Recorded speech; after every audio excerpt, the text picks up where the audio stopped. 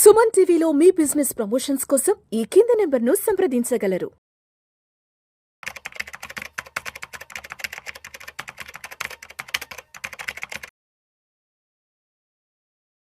నమస్తే రేవంత్. నమస్తే అండి. Welcome to Vishnu Talks. Thank you.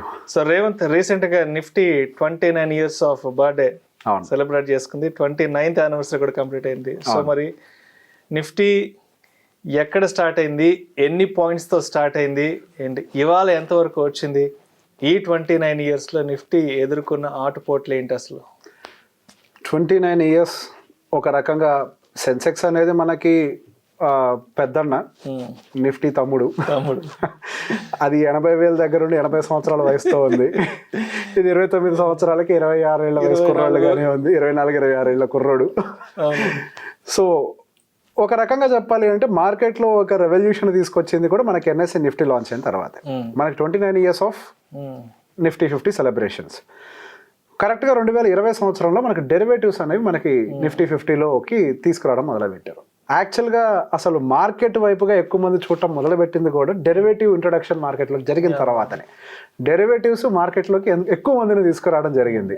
సరే, అది మంచి చెడ అనేది పక్కకు పెడితే ఫైనల్లీ మార్కెట్ వైపుగా ఆలోచించే విధంగా సరే కొంతకాలం ముందులో అడుగులు వేసేటప్పుడు ఒడుగుదుడుకులు దొక్కుతూ ఉంటాం, చిన్న చిన్న డబ్బులు పోగొట్టుకుంటూ ఉంటాం. దాని అంతవరకుగా చూసి పక్కకు పెట్టి అసలు మార్కెట్ వైపుగా మనం అందరినీ పరిచయం చేస్తుంది. సహజంగా ఎవరినైనా సరే అసలు మార్కెట్ అంటే ఏంటి అని అంటే ఎవరైనా చెప్పేది ఎన్ఎస్సి నిఫ్టీ అని అంటారు. బిఎస్సి సెన్సెక్స్ గురించి ఈ జనరేషన్ వాళ్ళు తక్కువ మాట్లాడతారు.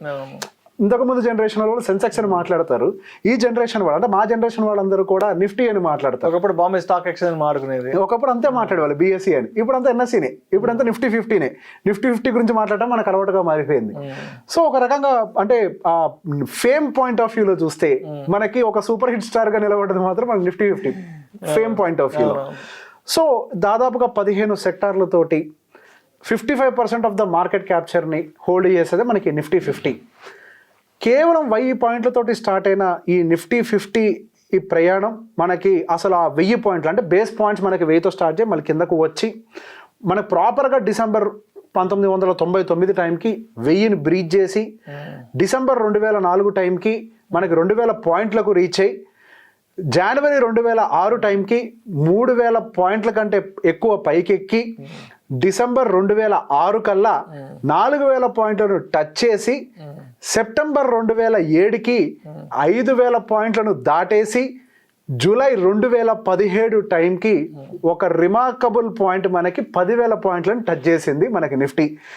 అసలు మన మార్కెట్లో రావాల్సిన గ్రోత్ అంతా కూడా ఈ 2020 కోవిడ్ తర్వాతనే యాక్చువల్ గ్రోత్ అంతా కూడా మనకి నిఫ్టీకి డెలివర్ అవ్వడం గమనించాం. 15,000 పాయింట్లు ఫిబ్రవరి 2021 టైంకి దాటింది. సెప్టెంబర్ 2023 టైంకి 20,000 పాయింట్లు దాటింది. ఆగస్ట్ 2024 టైంకి 25,000 మార్కును దాటి సెప్టెంబర్ 2024 సెప్టెంబర్ 24 2024 టైంకి 26,000 పాయింట్ల కంటే పైకి మనకి నిఫ్టీ అనేది టచ్ చేసింది.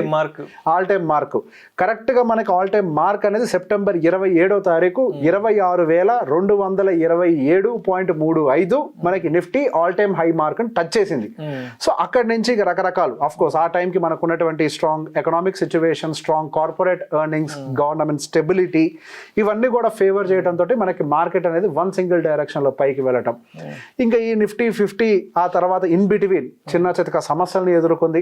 ఆఫ్ కోర్స్ మనకు 1996 నుంచి మనం దీన్ని క్యాలిక్యులేట్ చేస్తున్నాం కాబట్టి దానికంటే ముందున్నటువంటి హర్షద్ మెహతా స్కాములు కానీ ఇవన్నీ కూడా పెద్ద ఎత్తున రాలే. మనకు ఆ హర్షద్ మెహతా సంబంధించి మనం సినిమాలు చూస్తున్నప్పుడు అప్పుడే ఎన్ఎస్సి గురించి ఎన్ఎస్సి వస్తుందంట అనే డైలాగులు ఉంటాయి. ఆ టైంలోనే మనకు ఎన్ఎస్సి అనే పేరు వినటం మొదలు పెట్టారు. అప్పటిదాకా ఓన్లీ బిఎస్సి రూల్ చేశారు.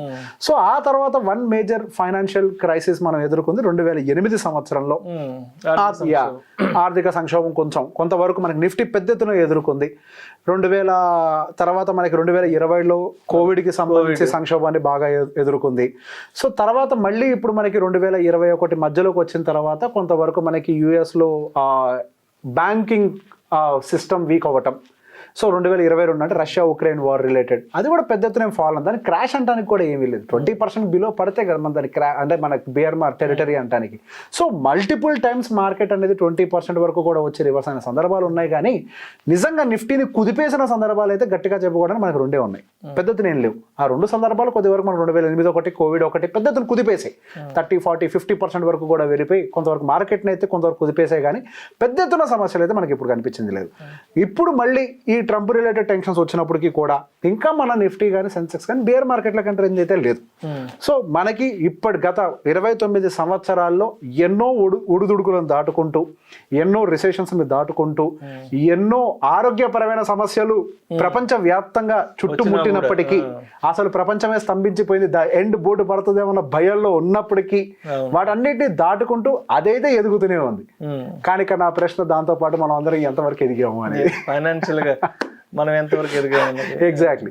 సో ఇక్కడ మనకి నిఫ్టీ అనేది ఫైనల్ గా మనకి దాటుకుంటూ పోతూనే ఉంటది. ఇక ముందు పోను కూడా నా అంచనా మేరకు రానున్న నెక్స్ట్ 5 సంవత్సరాల్లో వర్స్ట్ సినారియోలో మనకి 40,000 మార్కెట్ టచ్ చేయడం చాలా సులభం. విత్ సింపుల్ 12% CAGR తో పెరుగుతూ పోయినా మనకి నెక్స్ట్ 5 అంటే ఇప్పుడు 2025 కదా, 2030-31 టైం కల్లా మనకి 12% CAGR తో వెళ్ళిన 38,000 నుంచి 40,000 మార్కుని మనం చూస్తాం. ఈ రోజు 25,000 దగ్గర కొద్దిగా అటు ఇటు కొట్టుకులాడచ్చు, 24,000 దగ్గర. ఇవన్నీ టెంపరీ హికప్స్ మాత్రమే. ఇవంతా స్టెబిలైజ్ అయిపోయి మనకి అది కూడా సీనియర్ సిటిజన్స్, మనం సీనియర్ సిటిజన్స్ అయ్యే టైంకి నిఫ్టీ కూడా ఒక సీనియర్ సిటిజన్ స్టేటస్ లోకి వస్తుంది. మనం దాన్ని తీసుకోవాలని నేను కోరుకుంటున్నాను.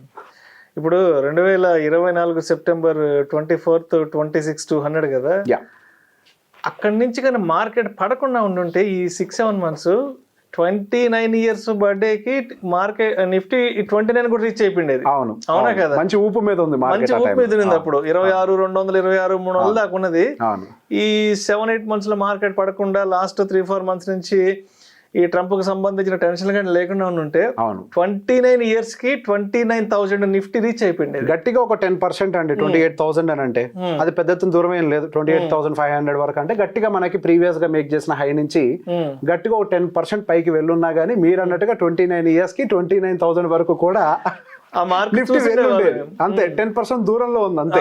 మనకి 29,000 ఫిగర్ పెద్దగా కనపడవచ్చు, కానీ 26,000 నుంచి 29,000 కి ఎంత దూరం, అది దూరం తక్కువ పర్సంటేజ్ పాయింట్ ఆఫ్ వ్యూలో మాట్లాడినప్పుడు. సో ఈ రకరకాల ఆఫ్ కోర్స్ మనకి అన్ని అలా జరిగిపోతుంది. మార్కెట్ ఎందుకు వద్ది, అది నిఫ్టీ 50 ఎందుకు వద్ది, అప్పుడప్పుడు యుద్ధాలు వస్తుంటాయి, అన్ని జరుగుతుంటారు. అది గుడ్ థింగ్స్ అనేవి నిదానంగానే జరుగుతాయి, మంచి విషయాలు నిదానంగా జరుగుతాయి, చెడు విషయాలు ఫాస్ట్ గా జరిగిపోతూ ఉంటాయి. సో నిదానంగానే ఎక్కుతుంది.